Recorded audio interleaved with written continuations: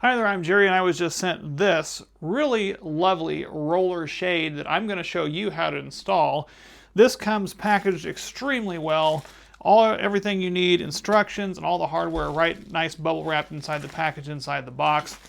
When you unbox it, a couple of neat things that I really like about this roller shade are the fact that it comes with the two mounting hardware clips, an optional handle that you have that you can put on the bottom to pull it down, and all the hardware that's required to install this.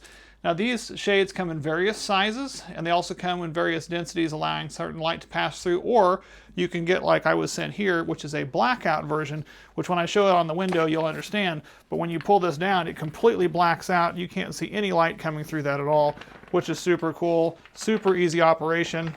And I'm really excited to show you how to install that. But before I do, I wanted to also show you this. This is a nice fabric design that they've put on here. It doesn't come off, which is really nice. Other ones I've seen have like plastic sheets that are shiny and they pop off, whatever. This is nice and adhered to there, giving it a nice finished look.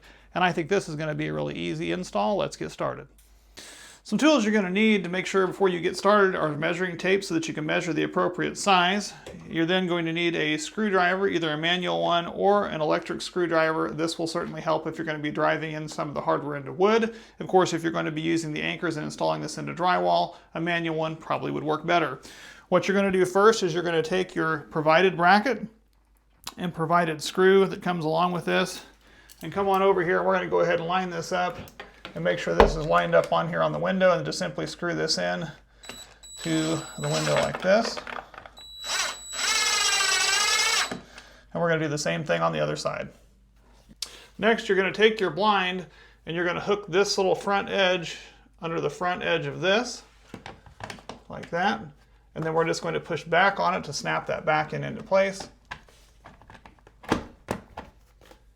Now for operational purposes, you can actually just grab this piece that's back here, pull this down like this. Super easy operation, very fluid motion with this one. Pulling it all the way down, getting it set where you want to have it, and just leave it. There you have it, and it's blocked out. We can shut off the lights here in a minute and show you, but I can say then to raise it up, even just one finger to raise that up, raise it up exactly whatever level you want to do it, get it set where you want it, and it's fine. Now they do offer that optional handle that you can clip on there if you want to be able to have something else to grab onto. I personally like to be able to push this all the way up and pull it all the way down. And again, make sure you get the right appropriate length. Go ahead and overshoot it by a few inches. It's okay to be a few inches too long rather than have ones you order that shows up too short. So make sure you order a couple inches longer than you think you might need. Let's go ahead and turn off the light and I'll show you how it blacks out.